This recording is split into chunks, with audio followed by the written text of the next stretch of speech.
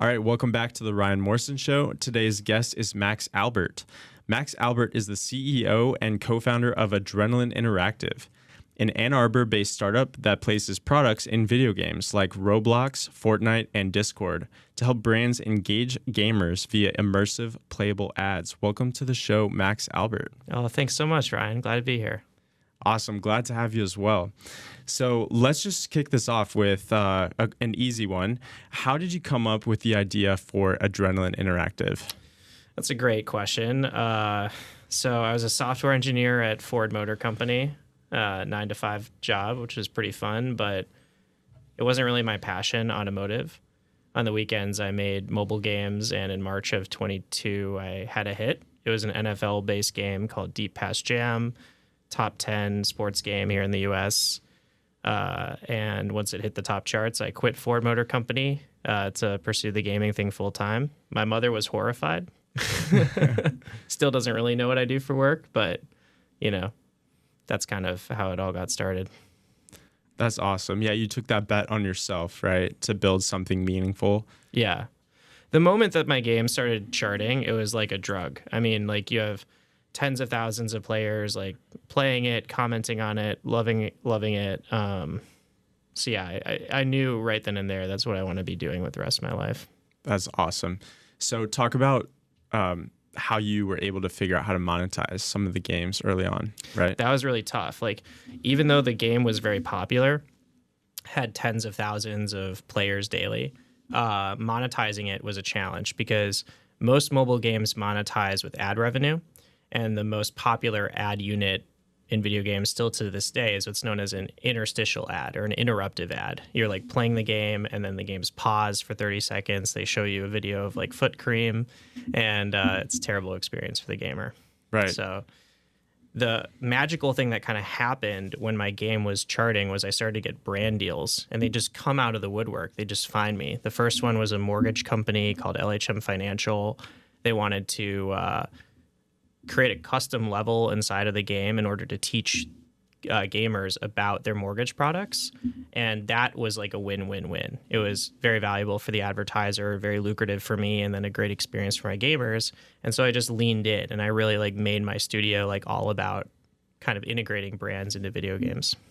That's super cool. So you had an insight early on when you were early in your journey building your company, and then you ended up basically creating Adrenaline Interactive because of some key insights. So talk about your realization on how to change up the game on how to monetize in video games.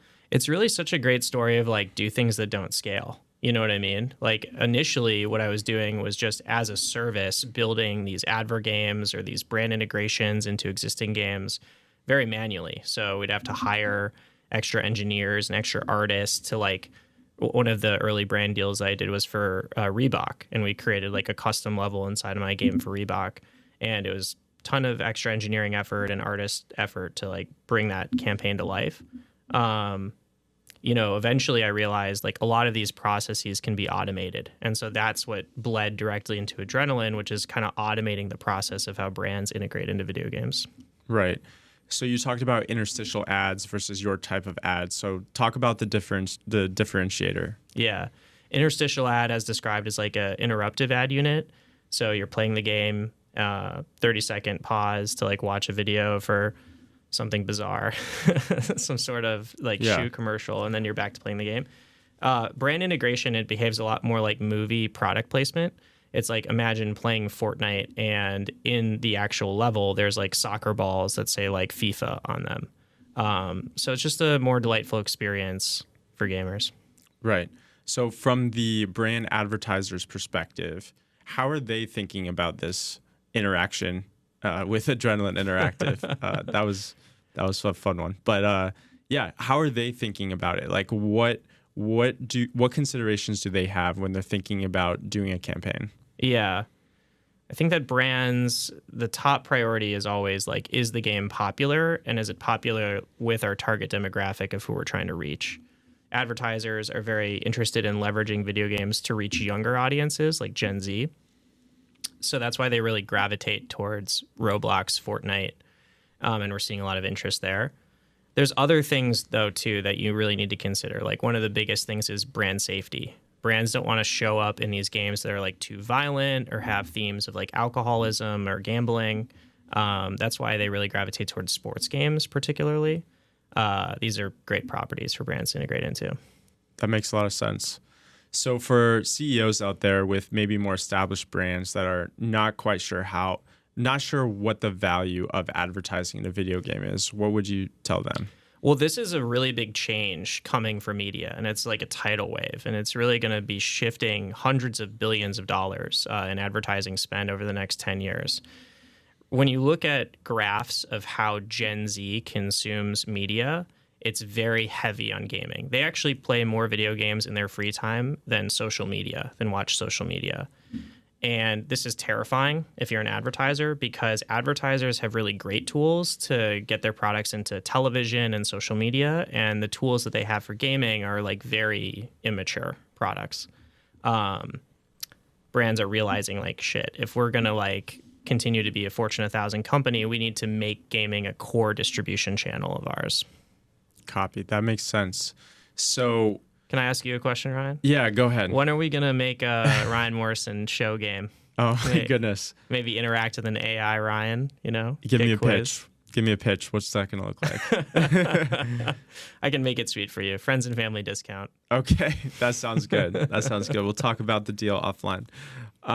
No, that's super cool. So let's get into some of your campaigns, because you've had some really incredible wins and case studies come about recently. So let's talk about the one with Fortnite. Sure. We've done 3 campaigns in Fortnite so far for Dr. Squatch soap, Ball Boys soap, and FIFA.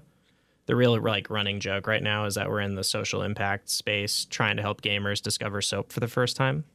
Which is hilarious, by the way.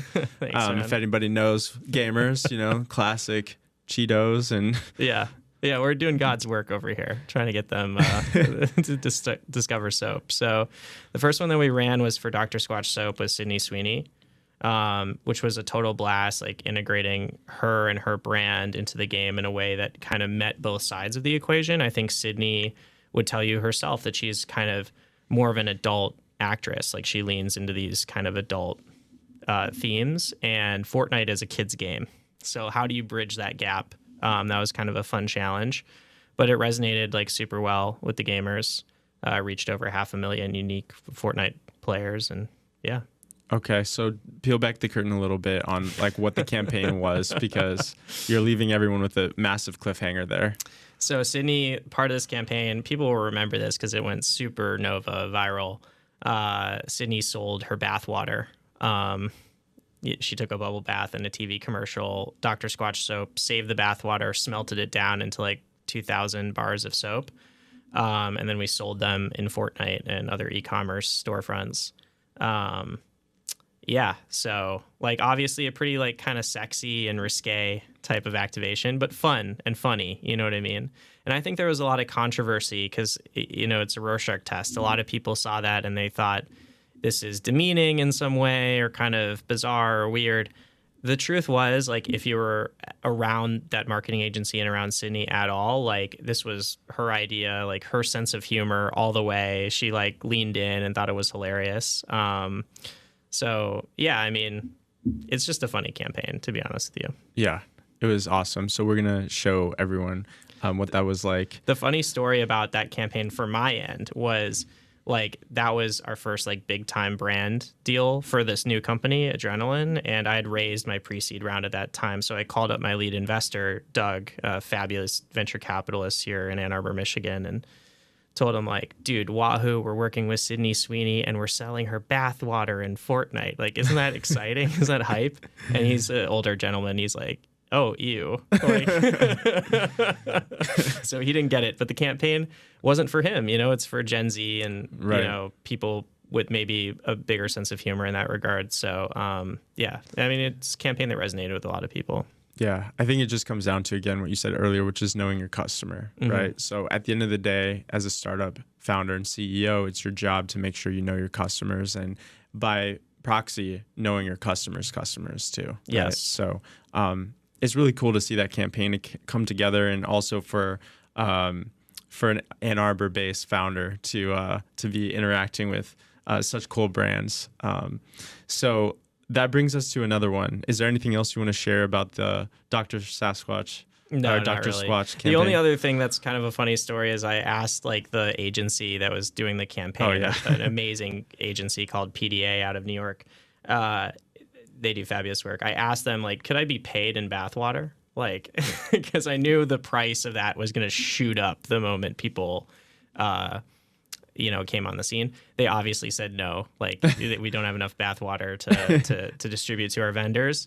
But yeah, I mean, of course, the moment that the bathwater was available for purchase, it like shot up on the secondary markets 500%. Was it the bathwater or the soap or both? The bathwater and soap are one and the same. Okay, like so the bathwater was in the soap. Okay. They made soap out of bathwater. I don't know if you guys saw the campaign, but the funny thing about it was when it came to you, it had a hole in the middle of the. You can use your own imagination about what that was for. Oh my gosh. So it's just a hilarious campaign. And PDA, I mean, kudos to them. Like, I think it's obviously not right for every brand to do that. I work with a lot of brands that are much more conservative than Dr. Squatch. But I think that there's a lot of brands like Duolingo is another great example, or Wingstop, that could really lean into this kind of like shock marketing in today's age and get a lot of value out of that. But back to my previous story. So I asked to be paid in bathwater. They said no, but it was a bummer because like once the campaign launched and the soap went viral, the soap increased in price 5,000% on the secondary markets. I would have made 1.5 million on the brand deal if I was paid in bathwater. Wow, you would have been an overnight millionaire. I know. With soap. Buy low, sell high. It's an asset class. It is. I think there's a world, not too far in the future where we're going to be bartering with Sydney Sweeney bathwater. That's going to be the currency that ties it all down. Wow. Okay. Well, hot take of the episode. I'm kidding. That's fun. But I do think there's something there, though, right? It's around scarcity. It's around knowing your audience. And truthfully, as an alternative asset class, if it's in demand, right? Low supply, high demand, increased price, like there's monetary gain to be had there. So it definitely is. It definitely feels like the culture in some ways. You know what I mean? Like, I think things are getting more polarized in many different regards. And this was definitely one of those campaigns that was like meant to like polarize its audience, Yeah. Well, incredibly brilliant job with that. Thank you. I really only played a very small role in it. Like, I think the geniuses behind like Sydney herself, to be honest, played a huge hand in creating that campaign, but also PDA and setting it up deserve a lot of praise. Yeah. Well, kudos to you and the team. All right, so let's transition to the next one. This one is fairly recent, so I'm really excited to hopefully be among the first to help you share this with the world. Let's talk about your FIFA campaign. Yeah, so FIFA is making a ton of moves in gaming. I don't know if you guys remember this, but a few years ago, EA and FIFA had a big breakup. It was very dramatic. EA, Electronic Arts, which made the FIFA game for the past 20 years, decided to not renew their license agreement for the FIFA brand. Now they have their game EAFC, which a lot of people consider to be like the soccer game, the football game. FIFA is realizing they need to get back into gaming for all the reasons that we talked about before. It really is the future of how consumers engage in media. All right, so let's transition to another really awesome brand deal you're working on. Let's talk a little bit about FIFA. Yeah, dude, super exciting. Dream client, always wanted to work with FIFA. I don't know if you guys remember or well versed in this, but a couple of years ago, EA and FIFA had a big falling out. EA chose to not renew their IP licensing agreement with FIFA. So they made their soccer game called EAFC. And FIFA now in 2025 is realizing they need to get back into gaming. And so they're investing heavily in gaming these days. They just released 2 games this year, and they're releasing 2 new games in 2026. We're working on their mobile release, FIFA Heroes, which is going to be epic, 5-on-5, quick, like soccer games. You can play it on your phone and the airplane and stuff like that. So we're advertising that mobile game inside of other video games on behalf of FIFA. So we're placing them in Fortnite, Discord, MetaQuest VR. It's a really pretty sick campaign, and really love working with those guys. That is cool. So what you're telling me is that FIFA built out their own mobile game. Yeah. And now you're helping them to get that mobile game built into other games. Yeah. So how does that work exactly? What's the campaign? Are you able to share? Yeah. So people are pretty confused by this, but it makes a ton of sense once you realize it. It's like when you are launching a new video game, where do you go to advertise your video game? Well, obviously other video games that are already popular, because they are just like reaching gamers. So this is a very common form of strategy.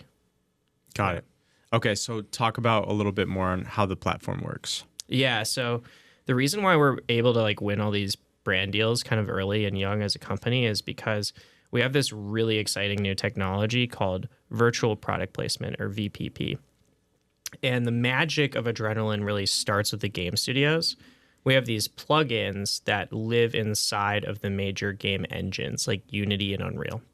And it allows game studio owners to just annotate different objects inside of their games, like characters, coins, crates, balls, whatever. That uploads to our platform. And that means when an advertiser like FIFA comes to Adrenaline's platform, they can just upload a 3D image of their soccer ball. And our platform is smart enough to determine what objects to reskin, and it's powerful enough to just go ahead and do that automatically. So before, if you wanted to place FIFA soccer balls inside of Fortnite, hire an engineer, hire an artist, do it as manual kind of service. Now it's all automated. So does that mean that basically FIFA can give you their asset, like a virtual version of their FIFA ball? Yep. And then it can be dropped into another video game? Just dropped right in there. Wow. Yeah. It's pretty like magical technology. Right. That brings it to the next level. Like I was hearing about blockchain and how blockchain would start to unlock the ability to have like a Call of Duty skin in, let's say, Fortnite or something like that. So is that kind of what this VPP technology is kind of going towards a little bit? Yeah, I mean, I think they're kind of related in some ways. What you're talking a lot about is this I word known as interopoly. So it's this idea of like, hey, let's create this NFT that's like a backpack for like FIFA, FIFA branded backpack. And I can take this item that I won in Fortnite, which is an NFT, and take it over to Roblox and like use that same item in Roblox environment. And I can take it again and use it in like EAFC, that video game. Interopoly is something we've been talking about as like a gaming community for like 2 decades. And it's just like pretty difficult to like get enough alignment across like multiple different games to actually go out and do it. But right. I don't know if this is the direction you want to go, but we were talking last time too about Web3 and everything, and how the incentives aren't really aligned to be able to have that interopoly, as you say. Right. What's hilarious is like Fortnite is a video game, but it's really more of a platform. If you haven't played Fortnite in a while, it's like there's 200 video games inside of Fortnite now. When you load up Fortnite, it kind of looks like Netflix, and you like choose which video game you want to play. Fortnite doesn't even have interopoly in its own platform. Like, so if I like play one video game on Fortnite and I get an item, I can't take it to like another video game inside of Fortnite. That's kind of hilarious. Like that shows you like the hard part of doing this. And why? Like, why don't they want to do that? I mean, I think part of it is a monetary incentive. So like if you're Fortnite, your logic is, hey, I want my players constantly purchasing like new digital goods. So if I give them a ton of stuff that they won in this video game, they may not want to be buying more stuff in this new video game that they're just starting fresh.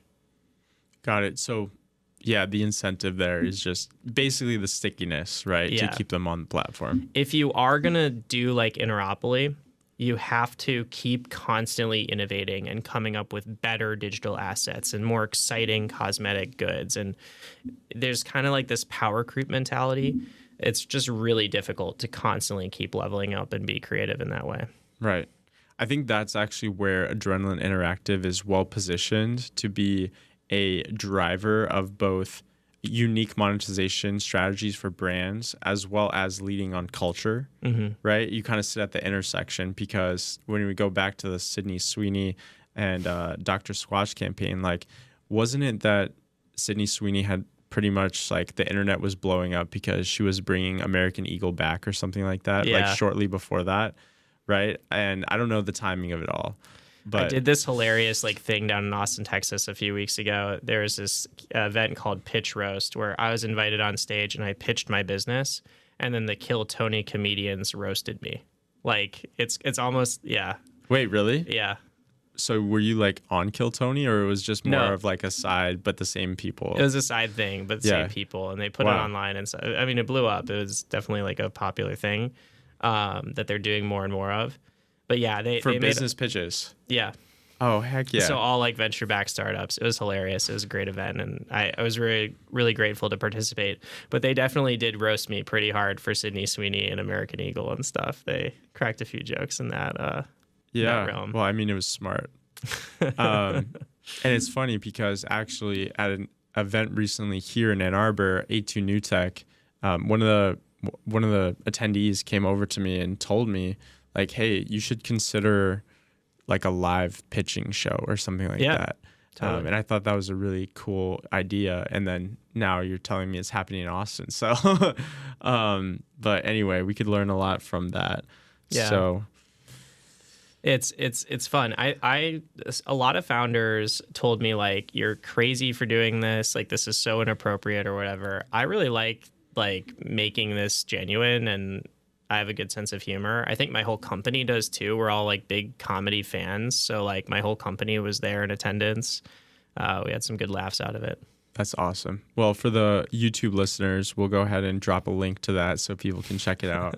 But that's super fun. A little bit more raunchy than this podcast. be careful with small ears around if you're going to listen to that. Yeah, we're going to have to protect the brand integrity of the show. Yeah.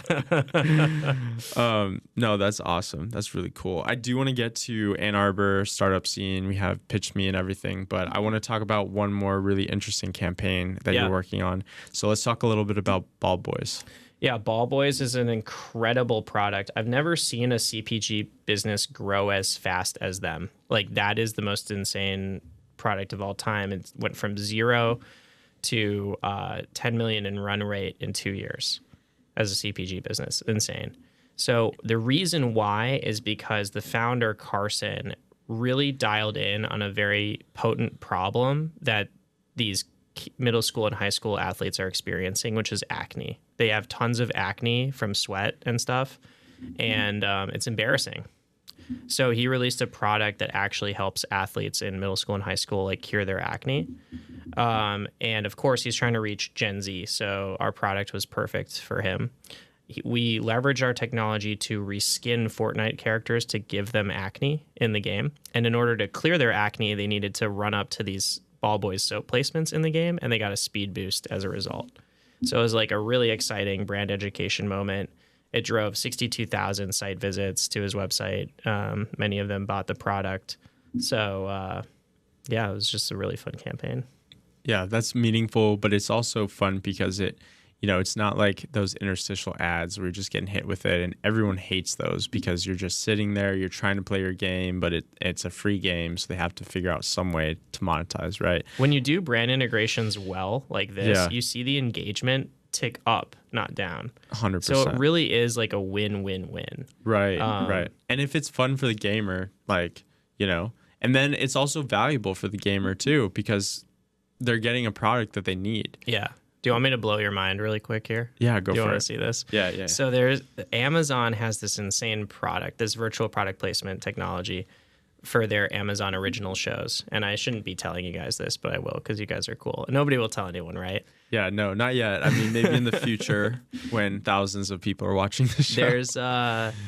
There's this virtual product placement technology they have. So if you're watching an Amazon original show, there might be a scene with like a kitchen countertop, and you, Ryan, will be watching and you'll see goldfish. And then Max Albert will be watching and I'll see Cheez-Its literally placed right there.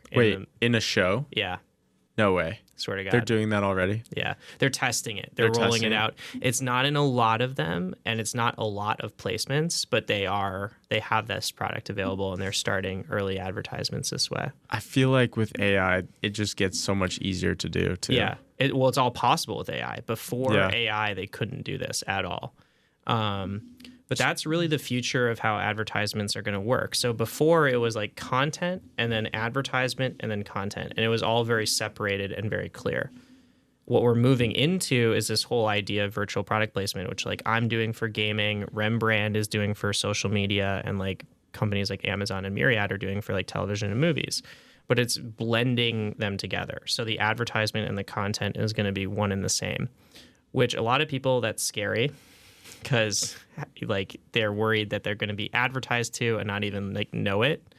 But I think as long as we include really good labeling, like at the forefront of the show, saying like, hey, look, this is going to be filled with Ritz crackers, FYI. Okay, so that kind of reminds me of a video I was recently watching with Sam Parr. Yeah. So Sam Parr was talking about the pendulum swing of content, right? And how there was a wave of really organic content where people were doing selfie style videos and not overly edited. And then now recently, the current trend is highly edited cinematic content.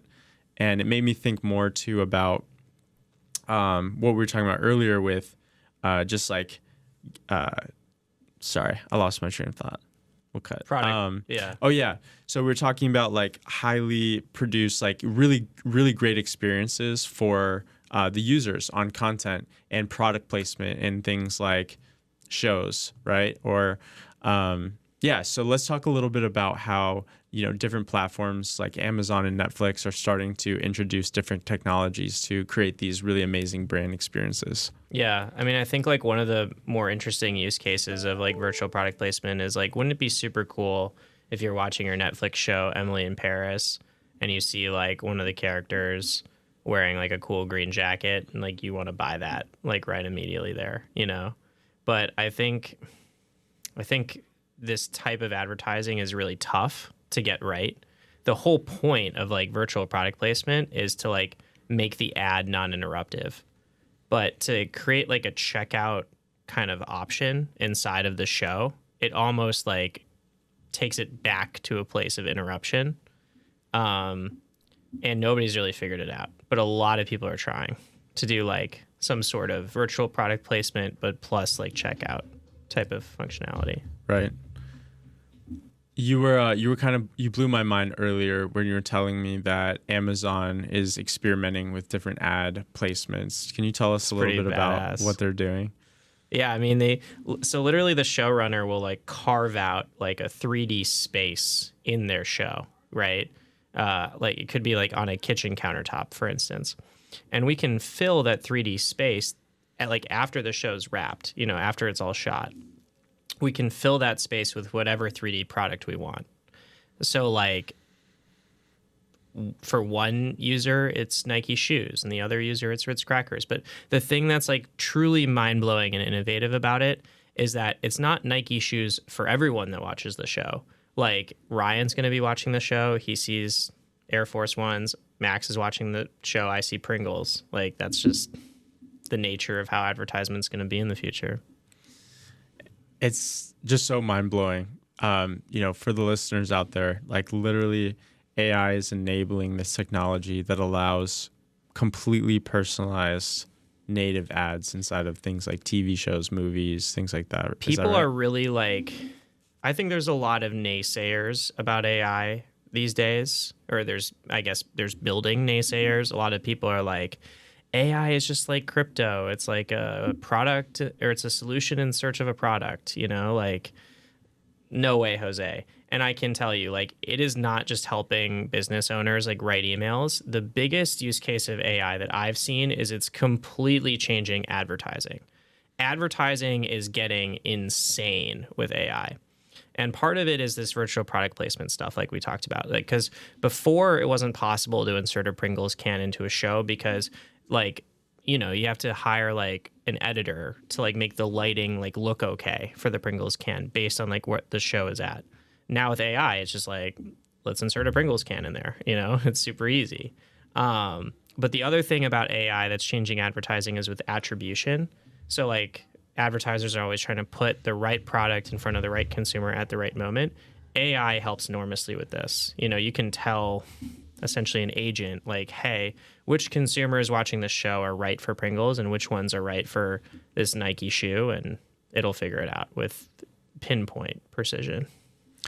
It's amazing because I think it also has like virality built into it, right? Because you and I could be watching a show, just we're buddies, you know, we enjoy the same TV series, and then we could be talking about it, and you know, I guess maybe the odds of us completely noticing certain things might be, I mean, you'd have to be looking for it probably, right? It's a little more subtle, but if you do, if they make it more noticeable, like, did you catch that scene? Like, what did you think of that? And you're like, what do you mean? Yeah. I saw it differently. Right. Like, and that just builds a conversation, right? And there's built-in virality for that. I do think it's really interesting, like the polarization of media, like how we're kind of consuming different things, you know? So like, based on your demographics, you know what I mean? So if like AI is going to learn Ryan's preferences, and then it's going to show Ryan like different products than it's going to show me. You know what I mean? And it already does this, right? So like in the YouTube ads that we watch, like we see different products. I see, you know, creatine and testosterone because I'm trying to bulk up. Ryan's trying to slim down. So like, but, you know, I think that it's interesting, and it's only going to get more polarized, I think. Like, I think that, like, the way that we experience media in the age of, like, mature AI is going to be very different. Meta's releasing this new product, which is, like, TikTok, but only AI content. So it's just, like, constantly generating what it thinks you want to see. Like, that's how wild. Fragmented is it going to be? Because now you're like the only person seeing this short form video because it's yours. Like, it generated it for Max, you know? So these like rabbit holes are going to get very insanely disparate. Yeah. The future of social media or interest media, I guess, at this point is, it's unfathomable, I feel like, for the normal person, unless you're like in it and seeing it happen in real time as the engineers and the different people who are pushing it forward. What do you think is going to happen with AR? You know, like the Meta glasses and that kind of thing. Big fan. I'm so happy you got on this subject. You just saw me sat up. I'm like, let's talk about AR. Okay, so the thing about AR, for those of you who are not aware, AR is the smartphone killer. So everybody's racing to develop this product. It's the Meta Orion glasses. It's the Snapchat spectacles. It's literally glasses, like not much heavier than like reading glasses that you can wear on your face. And then it kind of morphs the world around you, right?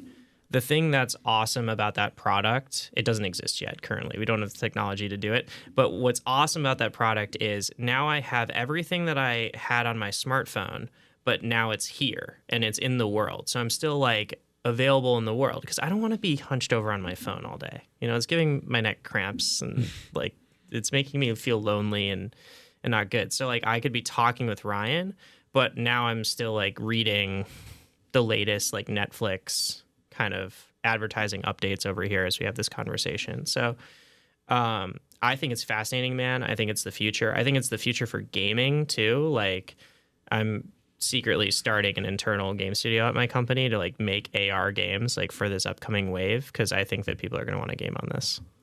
I agree. Like even on this trip that I was on, a work trip I was on recently, 2 out of the 5 of us had some form of a tablet. Yeah. And a game controller. Yeah. And just mobile gaming. Yeah. You know, on downtime. Right. But how much cooler would it be if it's here? Yeah. You know what I mean? Yeah, exactly. If you could just do it in real time. So I want to talk to you, Ryan, about this. I have a question for you. I think it's really interesting, the race to see who's going to deliver this product first. And I'm going to give you the landscape and you tell me what you think. So Mark Zuckerberg, they all have really interesting advantages and disadvantages. Mark Zuckerberg with the Orions, my perspective outside looking in is massive amounts of money being poured into this. I mean, just a crap ton. He also very strategically has the best content. So Meta has secretly bought like all of the best augmented reality game studios, all of the best augmented reality mobile apps. So like when the Orions are ready, like all the content is going to be there. You know what I mean? Snapchat is interesting, the spectacles though, because Evan is further along, like the Snapchat spectacles to do this, what we just described, these like smart glasses. He's further along. He's like a year ahead. He also, to me, feels like the more focused founder. Like Evan truly loves this. Like Mark, he loves a lot of things. He's experimenting with like Reality Labs, which is his like game studio, and like there's a ton of stuff with Facebook, obviously, constantly. But everything that Evan has ever done is like this. And then also you can't count out Tim Cook. You can't count out Apple because like they have more money than most countries, and they've always been like really good at being a fast follow. You know what I mean? And they have an insane developer community that will follow them anywhere. So you could see the content gap between Meta and Apple closing really fast if Apple releases this product. It's just fascinating, man. Do you have a horse that you think is your favorite? I'm gonna go with a not a black horse, a dark horse. Dark horse. I'm gonna go with the dark horse pick of potentially a group like OpenAI or something like that. Yeah. Right, because Sam Altman, he just hired, what's his name? Johnny Ive.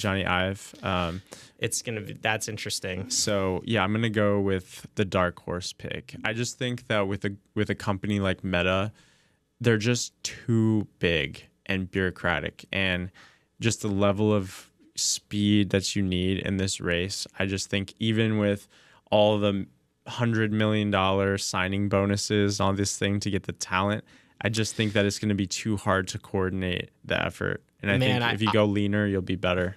I don't disagree, but they have money to blow, and they are blowing it. Well, but that's the thing, right? Yeah. I don't know. The other thing that Mark has that I think is really important is he has these strategic relationships with Ray-Ban and Oakley, which I think, right. Really importantly, like shores up a lot of weaknesses of Meta and Mark Zuckerberg in particular to build this product. Because the one thing that Mark has never done is release like a really strong hardware product. He's really bad at making like hardware sexy, candidly.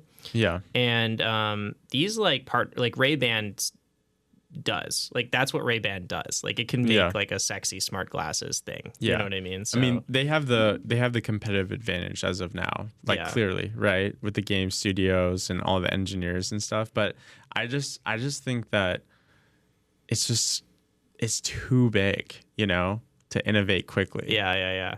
That's just my take.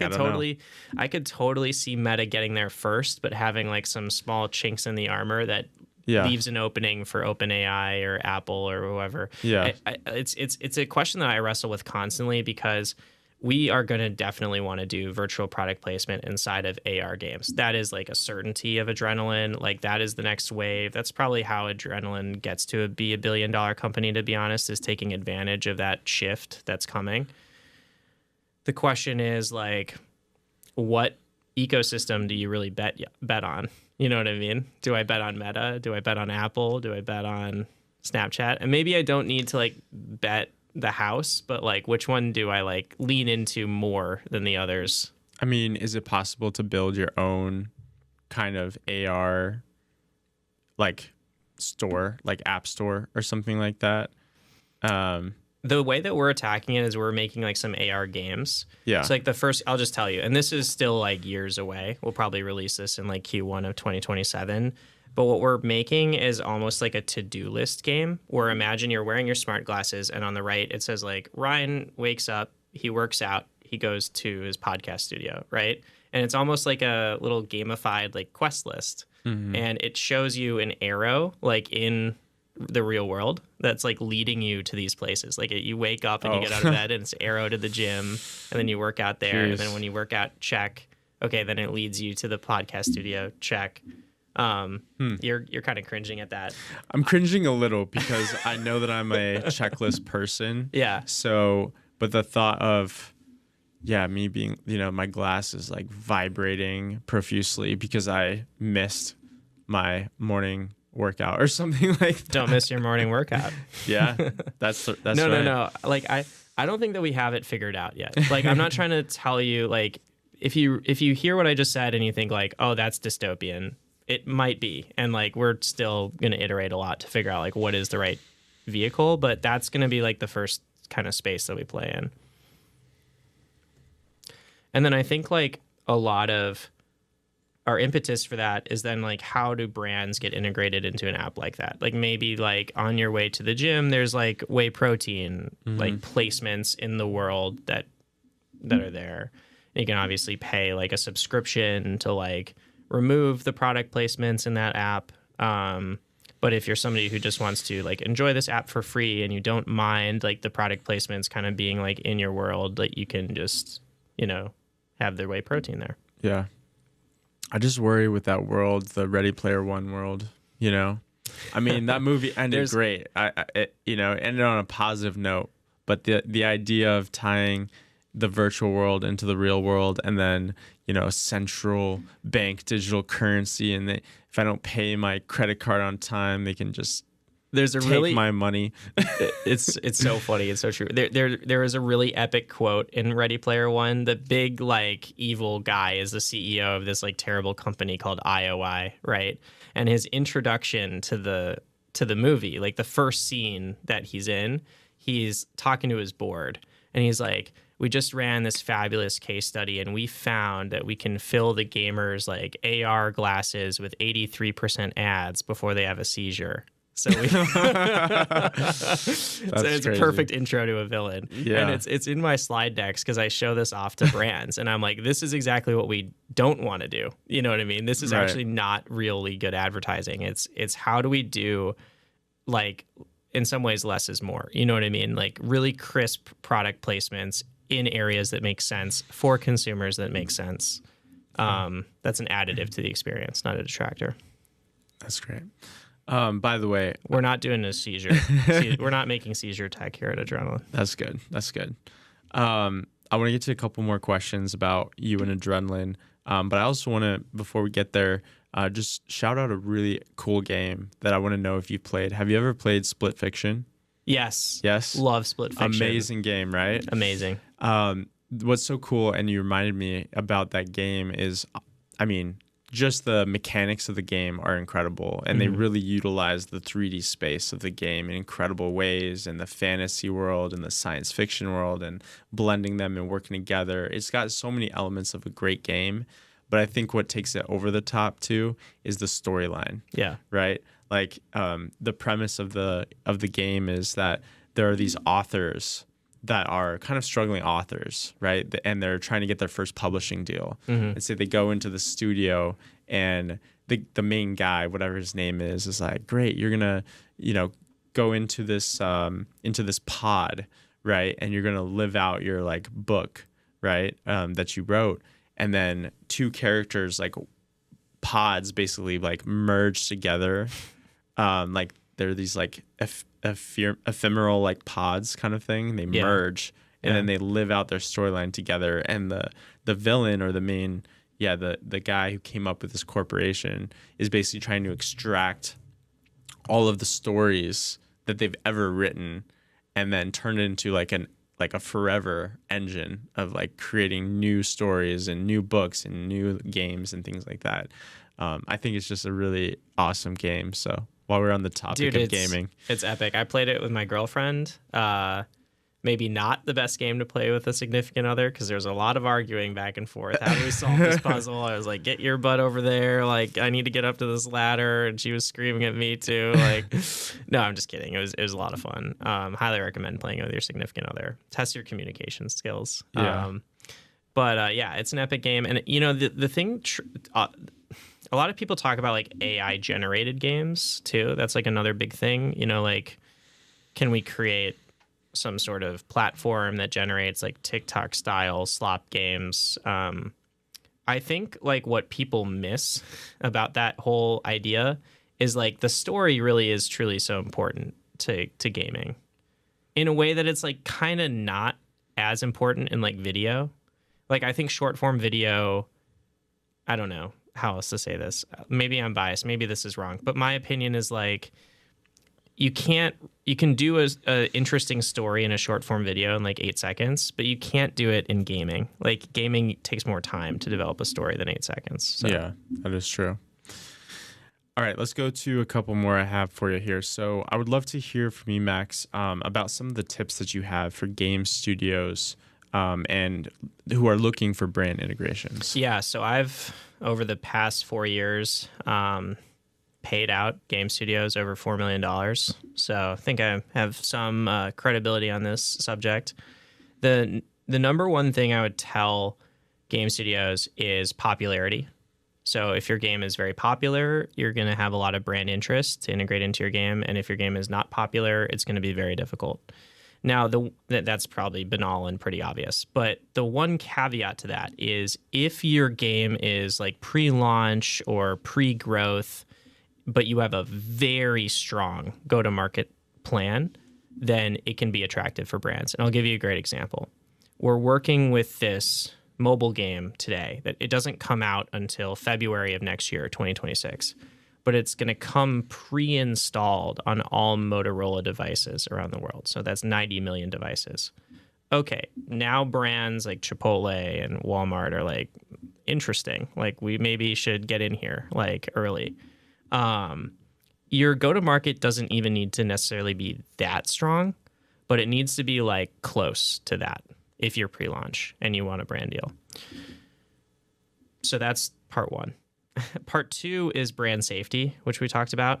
Like, brands are very scared of guns, realistic violence, gambling, alcohol, drugs, mature themes, sex. So like, don't do any of that if you're expecting to get brand integrations. Even if your game's popular, that could be a red flag.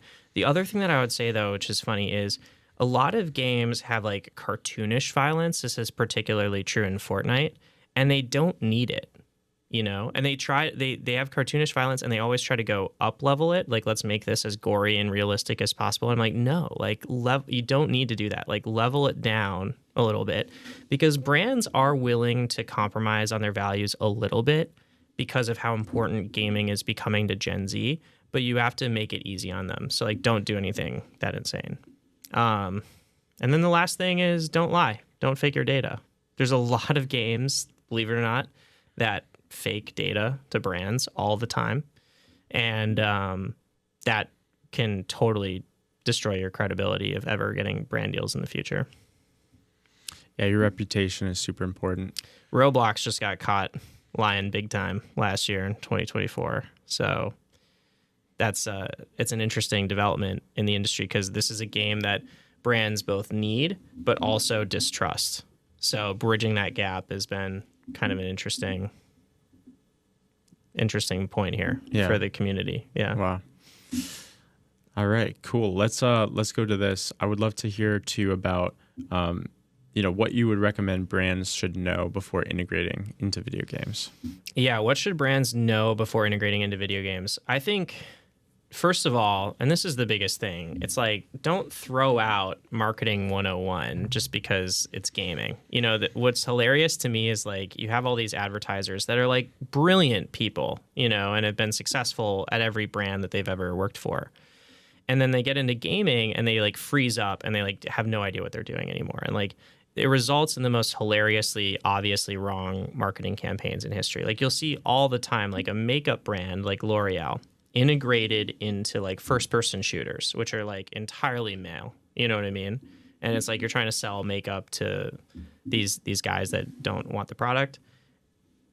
That's a little bit egregious, but like, it happens all the time, like more than you'd think.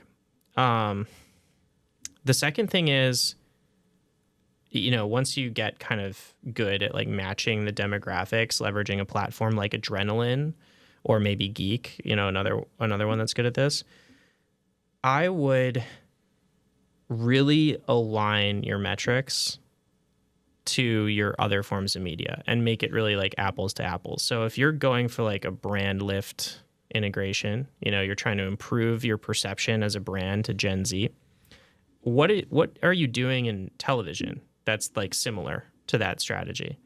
And let's just make this as apples to apples as possible. And then if you're getting better results in gaming, like you're improving your brand lift scores more in the gaming position, then you lean in. And if it's not working and you're not improving your brand lift scores as much as you are in other formats, then lean out and take a break. That's really what it is. That makes sense. How do you see gaming evolving in 2026? We talked about VR and AR already, but I think that gaming is going very AR in like the next 10 years. I think that's the most exciting like transition that I see.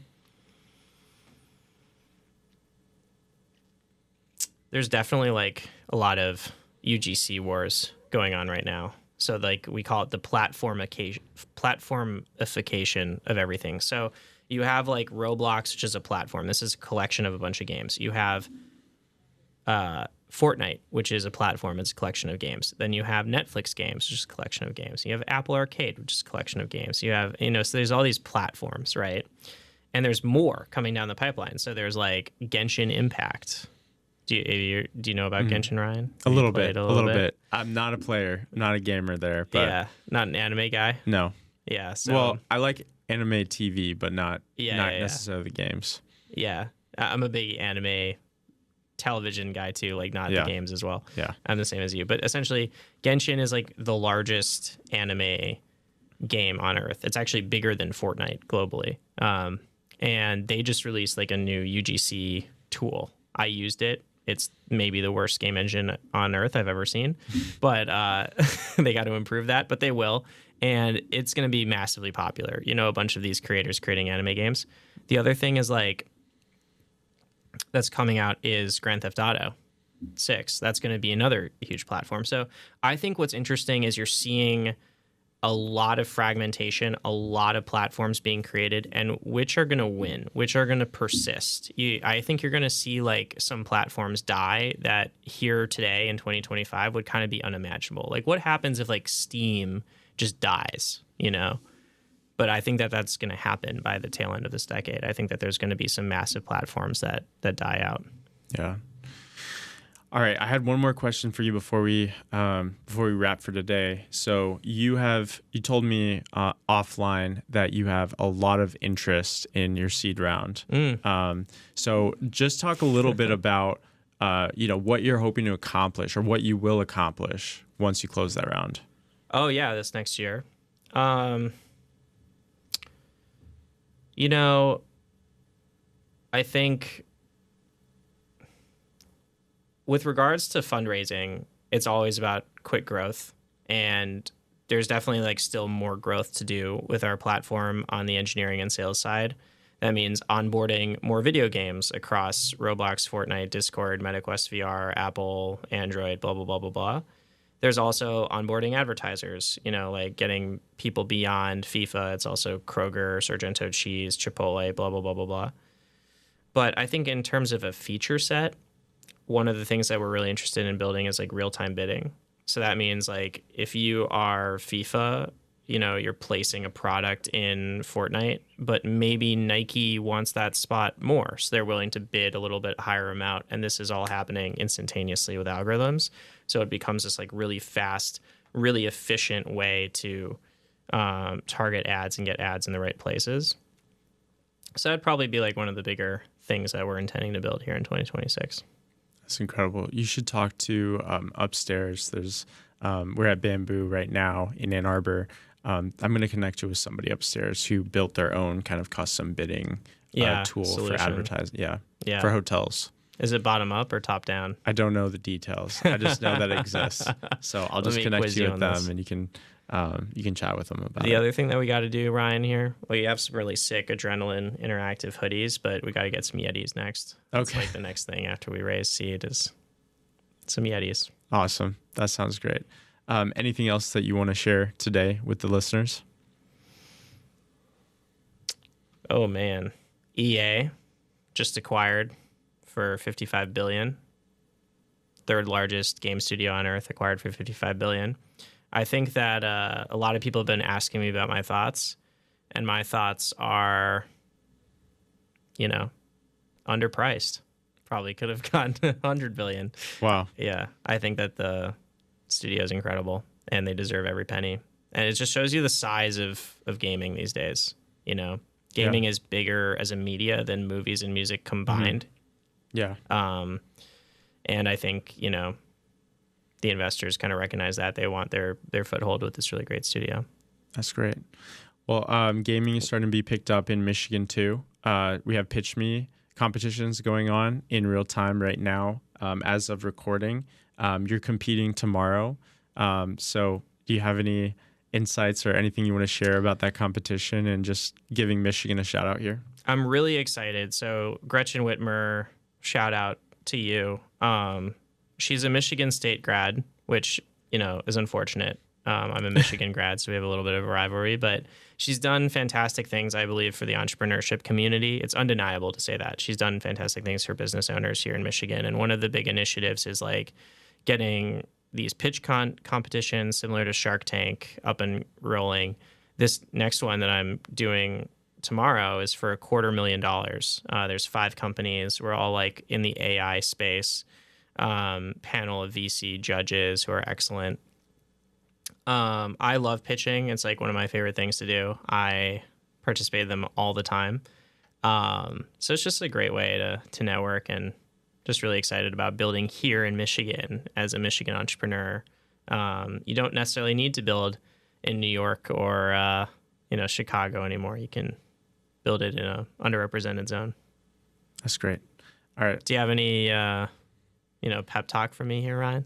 I think you did great. I think the podcast is fun. I think I think you definitely are in a gold mine of opportunity where technology is headed, and I just hope that the judges see it that way, that they see that this is truly a huge tailwind that you're riding, and and a very talented founder at that to achieve all these goals that you have for your company. So yeah, I just wish you the best of luck. I know you're going to do great, and I will be there, so I'll be cheering you on. Thanks, man. Yeah. Cool. You got to give me like a football style, like you're the man, like go out and do this.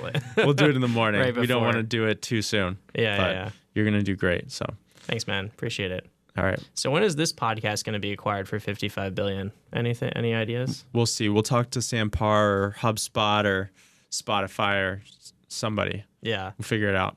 Perfect. Cool. All right. We good? Yeah, we're good. All right. Thanks we'll so wrap much, there. Ryan. Thanks, Max.